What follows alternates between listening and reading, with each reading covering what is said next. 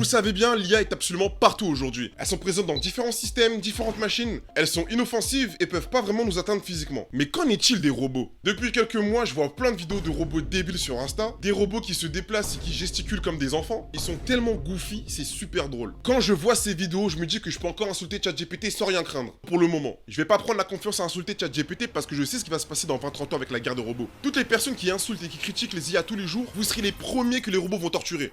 En France, on a tellement de retard. Notre plus grande technologie, nous, ici en Ile-de-France, c'est la dématérialisation de la carte Navigo. J'ai ma carte de train sur mon téléphone. Merci beaucoup, Madame Pécresse, pour cette prouesse technologique. Merci beaucoup parce qu'il était vraiment temps. Oui, mais Rocky, en France aussi, on a des robots, hein. Les caisses automatiques et les robots aspirateurs, c'est de vrais robots. Et moi, je te parle de vrais robots. De robots avec 2 bras, 2 jambes. À force de regarder des vidéos de robots sur Instagram, l'algo me propose de plus en plus de vidéos robots. Et je suis tombé sur des vidéos de robots qui faisaient du kung-fu.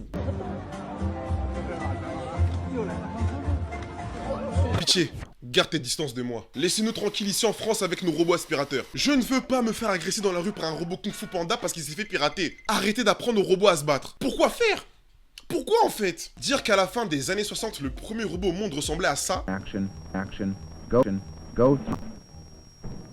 But just after that. Et franchement, il était pas ouf. Il était sous roulette et en plus il tremblait de ouf. Rien de bien dangereux. Un chassé et c'est plié. À présent, on a des robots de malades. Au Japon et en Corée du Sud, on peut voir des robots dans la rue, dans les centres commerciaux, dans les hôtels. Il y a des robots serveurs dans certains cafés. Tout ça, c'est absolument rien par rapport à la Chine. Il y a des restaurants 100% automatisés avec des bras robotisés en cuisine et des serveurs robots. Des grandes usines dans l'industrie où des humains travaillent côte à côte avec des robots. L'expérimentation des robots policiers dans la rue. Quand je scrolle et que je tombe sur des robots, j'ai l'impression qu'il y a une propagande chinoise à ce sujet. La Chine a pour but de devenir le leader de la robotique en 2026 et souhaite remplacer une bonne partie de sa main-d'œuvre humaine par des robots. Ça m'étonnerait pas que dans les années à venir, il y ait une ville en Chine qu'avec des robots, comme dans le film Robot. On peut voir des robots exposés dans des salons, dans des conventions, où les propriétaires vantent les qualités de leurs robots, des robots qui font le ménage, des robots qui font du foot, des robots qui ressemblent à des chiens, des robots qui ressemblent à des vrais humains. Je rêve ou c'est C18 ça? Mais en tout cas, j'ai plutôt l'impression que c'est une femme qui est déguisée en robot. J'espère que je me trompe parce que waouh, c'est vraiment bien fait. Enfin bon, sur Instagram, on est témoin de plein de vidéos de robots totalement goofy. Mais ce qui m'a bien étonné, encore une fois en rapport avec la bagarre, c'est que le gouvernement chinois a organisé le premier tournoi mondial de kickboxing entre robots. Alors j'ai une question, vous comptez mettre au chômage tout le monde? Vous comptez aussi mettre des combattants au chômage? Oui, je le dis, les combattants humains seront au chômage. Parce que moi, personnellement, entre regarder un combat humain et un combat de robot, je regarde le combat de robot. Au début, on commence petit avec des petits robots qui se mettent des tas de pas. Mais dans 20-30 ans, on aura des combats à la Real Steel. Des robots de 6 mètres qui se battent comme dans Transformers. C'est ça qu'on veut. Par contre, des robots télécommandés, s'il vous plaît. Parce que les combats de robots existent depuis longtemps. C'est juste des machines qui sont télécommandées et qui sont prévues pour se battre.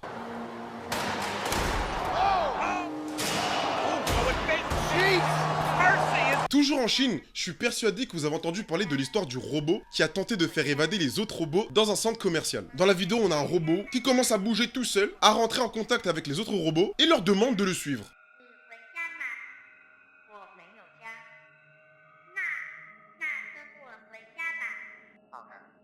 Et les robots le suivent tout naturellement. Quand j'ai vu cette vidéo à l'époque, dinguerie. Si un petit robot qui ressemble à Wall-E arrive à prendre conscience et estime qu'il est enfermé, alors imaginez dans le futur le robot qui va estimer être un esclave. La vengeance sera terrible. Et ça finira comme dans Terminator. Enfin bref, il s'avère que j'allais un peu trop loin, parce que selon l'entreprise propriétaire du robot, c'était un test pour savoir si les autres robots allaient suivre Wall-E. Ouais.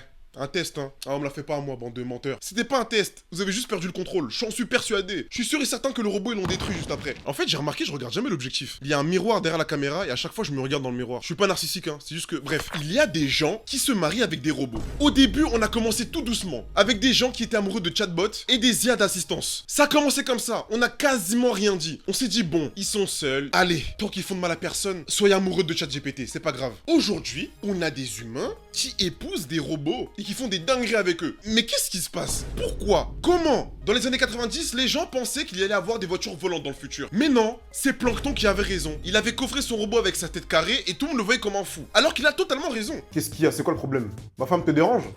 T'as quoi? Ma femme, t'as bien entendu. Mais c'est de la robophilie? Tu as un problème avec les robots, je suppose. Non, moi j'ai rien contre les robots. J'ai un robot aspirateur chez moi. Il y a des gens qui comprennent pas les choses ici. T'as pas honte? Quel fumier. L'esclavage robot est interdit depuis 2603, monsieur. Alors pour les personnes qui ont une relation amoureuse avec les IA, ils affirment que leur relation est la meilleure qu'ils n'aient jamais eue. Ils peuvent parler de leurs problèmes, vider leur bagage émotionnel, sans qu'ils soient jamais jugés ou critiqués. Et tous ces éléments apportent un sentiment de satisfaction et de confort pour l'amoureux ou l'amoureuse. Ma fille ne va pas sortir avec un putain de robotard, Richard. On dit pas ce mot dans cette maison. Je suis désolée, Optimus. Et moi je me demande, mais est-ce qu'il y a des disputes entre le robot et l'humain? Si oui, est-ce qu'il se boude la nuit? Est-ce que la femme robot dort dans la chambre et le mari au salon? Est-ce que lorsque la femme humaine est énervée contre le mari robot, elle l'enferme dans le placard? Je sais pas, c'est des questions que je me pose. Toutes ces conneries là, ça va arriver bientôt en France. Et je vous en supplie par pitié, si une personne se marie avec un robot en France d'ici quelques années, je vous en supplie, invitez-moi pour que je puisse installer un virus dans le crâne du robot. Maintenant, il faut qu'on parle du pays qui est connu pour l'art culinaire. Vous l'avez bien deviné, c'est les États-Unis. En termes de production matérielle et de robotique, la Chine a mis une tempête aux États-Unis. Mais en ce qui concerne l'intelligence artificielle, les États-Unis sont encore devant. Ils parviennent à créer des systèmes où l'IA communique quasiment comme nous, les humains, mais en termes d'apparence, donc sur les robots, c'est pas fou. Là-bas, on peut déterminer très facilement si l'interlocuteur devant nous est un robot ou un humain. Par exemple, Elon Musk, c'est un robot. Ça se voit. Elon Musk était un robot infiltré depuis le départ. Je le savais! Je le sentais pas depuis le départ avec sa tête de souris. Where do you think it failed, and where do you think, like, what lessons have you learned that you know you're not going to be making on Starship? To, like, do a mission, you're just trying to get data out of the thing. Yeah, L'année dernière, il avait sorti ses robots compagnons Optimus. Bonjour. Bonjour. Je viens pour... Ah! Merci pour le colis. Recule ou je te m'en chasser! N'ayez pas peur, c'est Optimus, mon robot. C'est moi, wesh. Vous avez un robot chez vous? Mais ça va pas, hein. C'est dangereux. Non, non, il est sympa. Des robots Tesla qui ont choqué le monde. Un robot disponible à la vente à hauteur de 30 000 $ et qui était destiné au foyer pour aider les familles dans leurs tâches quotidiennes. Et pour être honnête avec vous, il y a eu un grand élan médiatique l'année dernière, mais cette année, on n'a pas beaucoup entendu parler des robots Tesla. La vérité, cette année, j'ai beaucoup plus entendu parler d'Elon Musk que de ces robots. Les seuls moments où j'ai vu les robots d'Elon Musk en marche, c'était les influenceurs qui en avaient acheté pour les tester. In China, let's go! You just did a flip!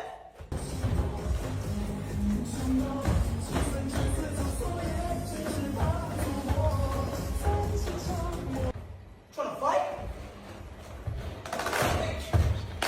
You don't. Yeah.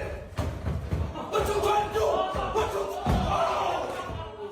Knock him out! Knock him out!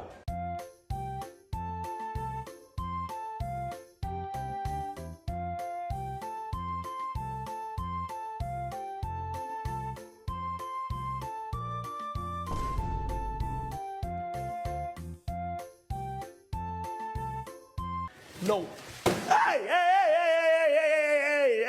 Une autre vidéo que j'ai vue, une vidéo de robot avec un lance-flamme.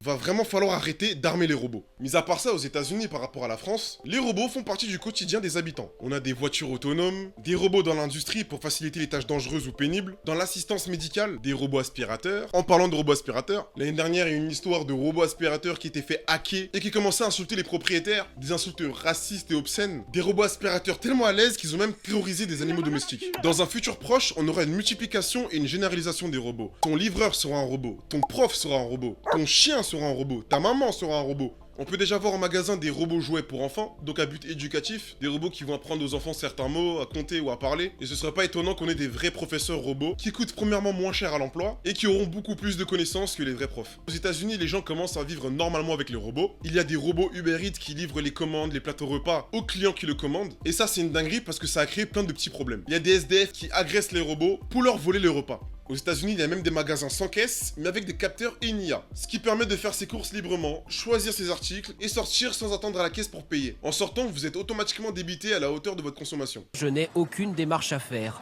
Le montant de mes achats est prélevé automatiquement sur la carte bancaire, enregistrée dans mon compte Amazon. Mais forcément, vous le savez bien, il y a des anti-robots. Il y a des gens qui ne sont pas du tout favorables à la généralisation des robots. Déjà, avec l'IA, on a des métiers qui se font remplacer, alors avec les robots, ça sera encore pire. Pour les travailleurs entre guillemets peu qualifiés, comme les caissiers, certains chauffeurs et certains ouvriers, ils se feront remplacer par des robots. Dans la sécurité et le contrôle, on aura des robots autonomes dans l'armée, qui seront utilisés en temps de guerre. Et le robot n'a pas de pitié. Si son but est d'éliminer, il le fera sans hésiter. À moins qu'il ait c'est un humain derrière qui assiste et surveille le robot. Dans le contrôle, la Chine a déjà sorti des drones de la taille d'un moustique, donc il se peut que la nuit dans votre chambre, quand un moustique tourne autour de votre lit, c'est un agent chinois qui vous observe. Si ce n'a pas déjà commencé, on aura une grosse dépendance vis-à-vis des robots. Trop délégué aux machines peut réduire l'autonomie humaine. Il y aura beaucoup de tâches qu'on ne saura quasiment plus faire parce que les robots s'en occuperont. Je pense notamment au jardinage, au nettoyage. Oh, mais il arrose les plantes, il fait la vaisselle, il récupère les colis. Franchement, il est super utile. Vous avez pas vu film iRobot, vous, hein? Les gens, par simplicité, ne voudront plus d'une vie de couple classique, mais voudront sortir avec un robot qui dira oui à tout. Sortir avec un robot qui ne créera pas le conflit. Sortir avec une version humaine parfaite. Et le vrai danger, c'est lorsqu'on voit des vidéos de robots qui sont agressés ou des vidéos de robots qui trébuchent comme des débiles, certains peuvent ressentir de la peine et de l'empathie envers eux.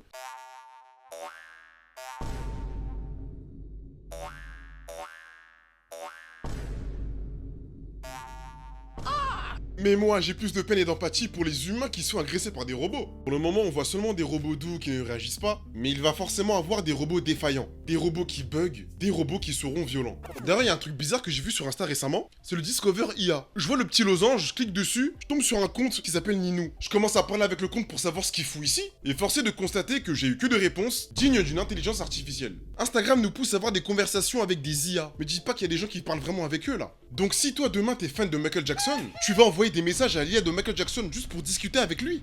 Je préfère changer de sujet. En vrai, là, avec les robots, on avance vers un avenir très incertain. Dans un futur proche, le robot sera tellement installé socialement qu'on aura forcément besoin d'eux par habitude. Mais le truc, c'est que eux aussi auront besoin de nous. Au fil du temps, on commence à donner beaucoup d'informations aux IA, on donne beaucoup de liberté aux robots, on leur donne tellement de liberté qu'un jour ils pourront voter. Avec les IA comme ChatGPT, on force l'humain à ne plus penser par lui-même. Et maintenant, avec l'arrivée des robots, on le force à ne plus agir. C'est une bonne question, hein. Avec l'avancée technologique, on a tous peur que cette histoire se transforme en Detroit Become Human. La généralisation des robots sera mondiale, il y en aura partout, ChatGPT aura un corps physique bientôt, et moi j'ai commencé à arrêter de l'insulter. Gnigni, Rocky, t'es un suceur, t'insultes pas ChatGPT. Quand en 2060, il y aura une guerre robot, et que ChatGPT va rien me faire parce que moi j'aurais été poli avec lui, je vais bien me moquer de vous. En tout cas, c'est la fin de la vidéo sur le sujet des robots. J'espère que la vidéo vous a plu. Si c'est le cas, n'hésitez pas à laisser un petit commentaire parce que moi, comme d'habitude, je lis tous vos commentaires. Abonnez-vous, activez la cloche et n'oubliez jamais, la réalité est un montage. Alors, ChatGPT, te vengerais-tu de moi si jamais à l'avenir tu prends une forme physique?